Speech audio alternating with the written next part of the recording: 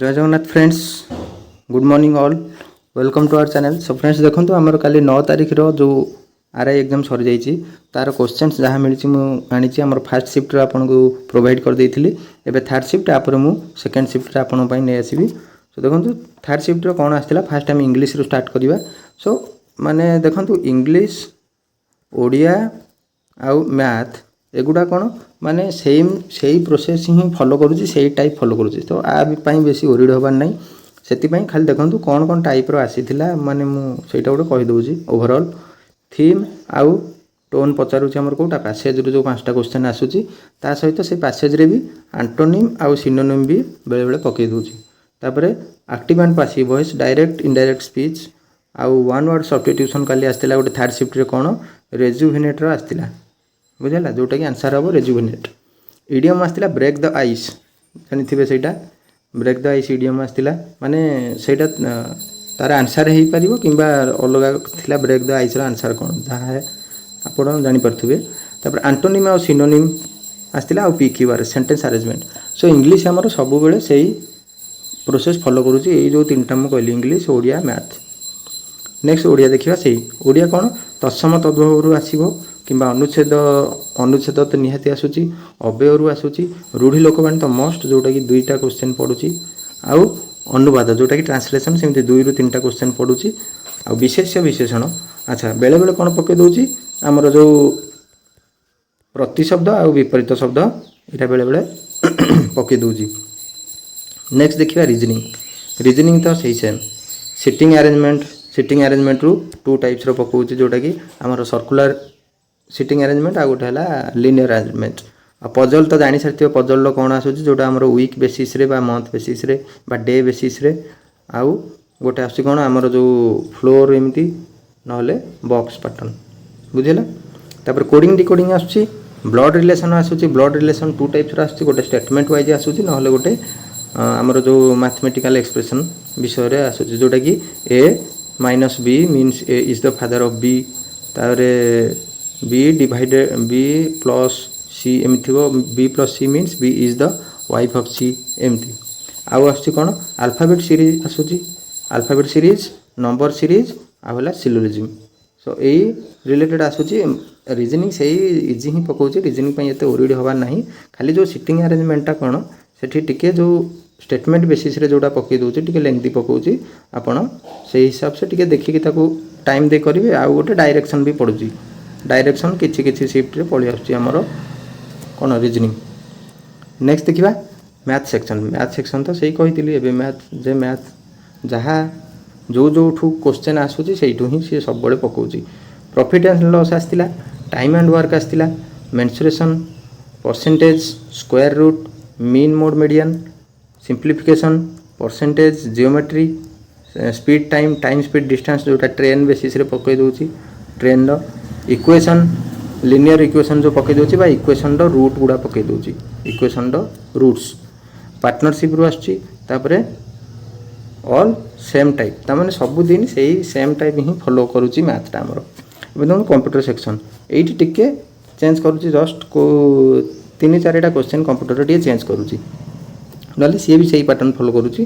Full form बा abbreviation कोठी गोटे पकाउची कोठी 2टा पकाउची काली पकैथिला पीसीबी रो फुल फॉर्म आउ ए कंट्रोल प्लस जेड एटा देखो हम बारंबार केते थर रिपीट हेलानी बहुत थर ये शिफ्ट रे रिपीट हेलानी मु कहूची सब बळे ऑलवेज जे रिपीट हबो ही हबो काहे ना एते सारा क्वेश्चंस से कुआडो आनिबो आउ एते सारा क्वेश्चंस जदी भी से बनै पारिबो काहे ना गोटे शिफ्ट पूरा इजी हे जिवो आउ सेमान सहित सिमिलरिटी रहइबोनी।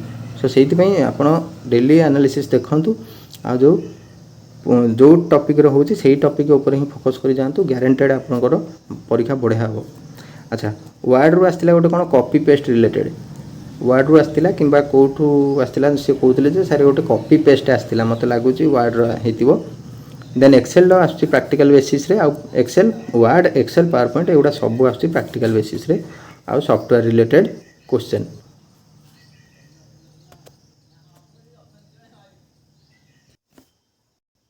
नेक्स्ट देखिबा फाइनल आपन जो जीके जीएस क्वेश्चन।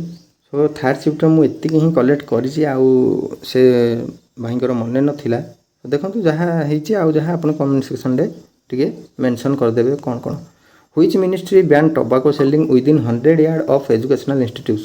तापने କେଉଁ ମିନିଷ୍ଟ୍ରି ଯେଉଁ ଆମର ଏଜୁକେସନାଲ୍ ଇନଷ୍ଟିଟ୍ୟୁସନ୍ ଅଛି କଲେଜ ହଉ ସ୍କୁଲ ହଉ ତାର 100 ୟାର୍ଡ଼ ଭିତରେ ଟବାକୋ ସେଲିଂ କେହି କରିପାରିବେ ନାହିଁ ଯେଉଁ ଦୋକାନ ଫୋକାନ ଯାହା ଅଛି। ଆଉ ଏଇଟା କେଉଁ ମିନିଷ୍ଟ୍ରି ଅଣ୍ଡରରେ ଯାଉଛି?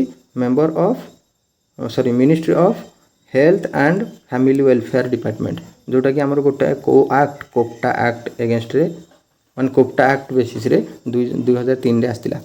ଆଉ ଗୋଟେ ବୁକ୍ ପଢ଼ିଥିଲା ଯେ ୟୁ ୱିଲ୍ ରିମେମ୍ବର ମି, ଦେଖନ୍ତୁ 2025ର ଏଇ ଯେଉଁ ବୁକ୍ଟା ଏଇଟା ଟୁ ଟାଇପ୍ସ ଦୁଇଟା ବୁକ୍ ଅଛି ବୁଝିଲା, ଦୁଇଟା ବୁକ୍ ଅଛି। ଗୋଟେ ହେଲା ବହୁତ ପୁରୁଣାର ଥିଲା 1985 କିମ୍ବା ସେଇ ପାଖାପାଖି କ'ଣ ଗୋଟେ ମନେ ନାହିଁ ମୋର। ଆଉ ଗୋଟେ ଯେଉଁ 2025 ପକେଇଛି ସେ 2025 ହିସାବ ସେ ଆମର ଅଥର କିଏ ହେଇଯିବେ? ଆଭି ଜିମେନେଜ, ସେ ଜଣେ ଆମେରିକାନ ଅଥର। ସୋ ଏଇଟା ପକେଇଥିଲା ତାଙ୍କର ମାନେ କେଉଁଟା ଏଇଟା ଖତରନାକ କ୍ୱେଶ୍ଚନ୍ ଗୋଟେ। ତାପରେ ଦେବୀ ଆୱାର୍ଡ଼ 2025ରେ ଓଡ଼ିଶା ଦେଇଥିଲା କେଉଁଠି? ଆମର ପ୍ଲେସ୍ ପକେଇଥିଲା ଭୁବନେଶ୍ୱରରେ। ତାପରେ INC 1920 ସେସନରେ ଯେଉଁ ନାଗପୁରରେ ହେଇଥିଲା ଇଣ୍ଡିଆନ୍ ନ୍ୟାସନାଲ୍ କଂଗ୍ରେସ, ନାଗପୁରରେ ଯେଉଁ ସେସନଟା ହେଇଥିଲା ସେଥିରୁ ଆମ ଓଡ଼ିଶାରୁ କିଏ ଆଟେଣ୍ଡ କରିଥିଲେ? ପକେଇଥିଲା ଓଡ଼ିଶା ବେସିସ୍ର, ତାହେଲେ ଓଡ଼ିଶା ଜିକେ ଏଟା ଓଡ଼ିଶା ଷ୍ଟାଟିକ୍ ଜିକେ ହେଇଯିବ। ସେ ଆମର କିଏ? ପଣ୍ଡିତ ଗୋପବନ୍ଧୁ ଦାସ। ସେ ଆମର ଥିଲେ କିଏ? ପଣ୍ଡିତ ଗୋପବନ୍ଧୁ ଦାସ। ସେ କ'ଣ ବନେଇଥିଲେ? ସତ୍ୟବାଦୀ ବନ ବିଦ୍ୟାଳୟ। କେଉଁଠି ବନେଇଥିଲେ? ଆମର ପୁରୀରେ ସେ ଜନ୍ମ ହେଇଥିଲେ, ମାନେ ପୁରୀ ଜିଲ୍ଲାରେ ହେଲା। ଆଉ ଫାଷ୍ଟ ଓଡ଼ିଆ ମିଡ଼ିୟମ୍ ସ୍କୁଲ ଯେଉଁଟାକି ସେ ବନେଇଥିଲେ। ଆଚ୍ଛା ନେକ୍ସଟ 1918ରେ ଯେଉଁ ଆମର ହେଇଥିଲା ଅହମ୍ମଦାବାଦ ମିଲ୍ ଷ୍ଟ୍ରାଇକ୍ ହେଇଥିଲା, ସେଇଟା କ'ଣ ପାଇଁ ହେଇଥିଲା? କେଉଁ ପର୍ପୋଜରେ ହେଇଥିଲା ସେଇଟା ପଚାରିଥିଲା।